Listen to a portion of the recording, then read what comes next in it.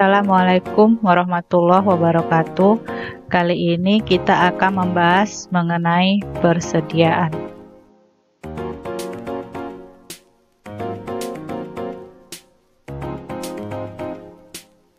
Tahap penentuan persediaan pertama yaitu menentukan kuantitas setiap jenis barang. Biasanya perusahaan menggunakan suatu tim yang terdiri dari 2 orang, di mana 1 orang menghitung, menimbang, atau menentukan kuantitas, sedangkan petugas lainnya menulis nama barang dan kuantitasnya dalam kertas perhitungan persediaan. Untuk melakukan pengukuran harus dilakukan pada akhir periode akuntansi. Dalam pelaksanaan tugas ini, biasanya tim perhitungan persediaan mungkin harus bekerja pada malam hari atau operasi perusahaan dihentikan sampai perhitungan selesai. Yang kedua adalah menentukan pemilik barang tersebut. Syarat pengiriman menunjukkan kapan hak milik atas barang berpindah. Bila barang dibeli atau dijual dengan FOB shipping point, artinya hak milik berpindah kepada pembeli pada saat barang dikirim. Jadi kalau FOB shipping point, maka setelah barang itu dibeli, pencatatan persediaan harus dikredit. Sementara kalau FOB destination, hak milik biasanya belum berpindah ke pembeli sampai barang tersebut diterima. Jadi pencatatan di perusahaan pada saat barang ini belum sampai ke si pembeli, maka perusahaan tidak dapat mengkreditkan persediaannya atau mengurangkan persediaannya dalam pencatatan pembukuan perusahaan. Kemudian metode penentuan harga pokok persediaan. Metode perhitungan harga pokok persediaan ini terbagi atas 3. Yang pertama adalah first in first out, atau yang pertama dibeli akan dikeluarkan duluan. Jadi jika ada 3 barang, barang pertama, kedua, ketiga, maka barang pertama ini akan dikeluarkan duluan. Yang kedua, yang terakhir dibeli akan dikeluarkan pertama kali, atau last in first out.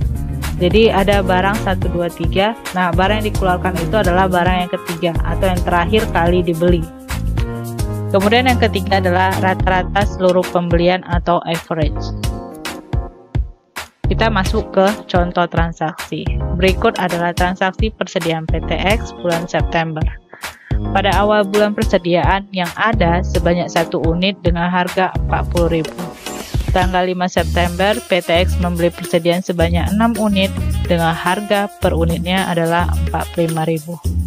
Tanggal 15 September, PTX menjual persediaan sebanyak 4 unit. Tanggal 7 membeli sebanyak 7 unit dengan harga 50.000 per unit. Tanggal 30, PTX menjual persediaan sebanyak 8 unit. Kemudian ada data tambahan, keterangan tambahan, di mana semua pembelian dan penjualan dilakukan secara kredit dengan harga jual per unitnya itu adalah 80.000. Artinya apa?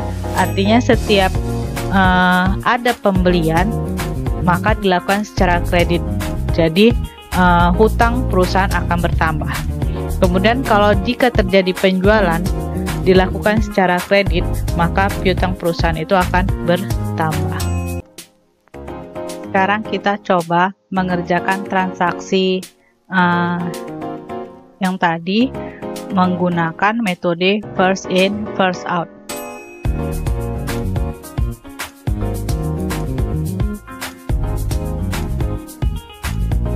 Nah, tadi di transaksi yang pertama katanya di awal bulan ada persediaan di tangan sebanyak 1 unit dengan harga 40.000. Jadi tanggal 1 bulan 9 kuantitasnya 1 unit, biaya per unitnya adalah 40.000. Kemudian di tanggal 5 katanya membeli persediaan sebanyak 6 unit dengan harga 45.000 per unit. Jadi di kolom pembelian kuantitasnya 6 unit, biaya per unitnya adalah 45.000, total biayanya jadinya 6 dikali 45.000 sama dengan 270.000. Nah, persediaan yang ada di tangan ini, jadi 1 unit yang di tanggal 1 bulan 9 seharga 40.000, kemudian 6 unit yang baru kita beli dengan harga 45.000. 6 kali 45 sama dengan 270. Di tanggal 15 September katanya menjual persediaan sebanyak 4 unit.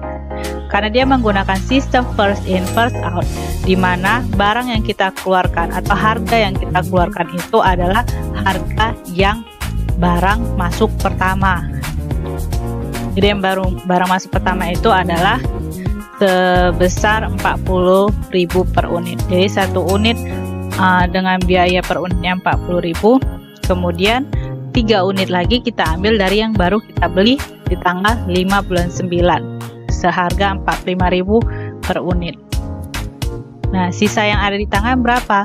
Karena yang di awal satu unit dengan harga 40.000 ini udah kita ambil, maka sisanya itu yang 6 unit tadi kita ambil 3, maka sisanya adalah 3 unit dengan harga 45.000.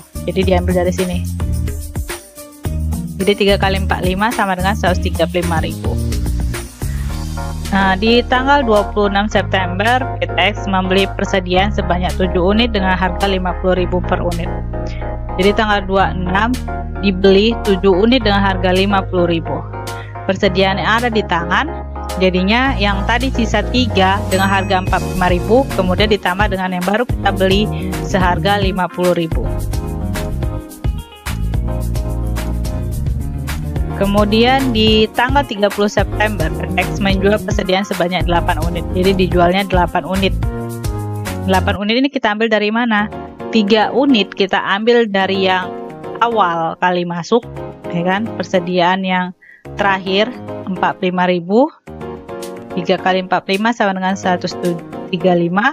Kemudian 5 unit lagi kita ambil dari yang baru kita beli tanggal 26 bulan 9 dengan harga 50.000 per unit. Jadi 5 kali 5 250.000. Sisanya berapa?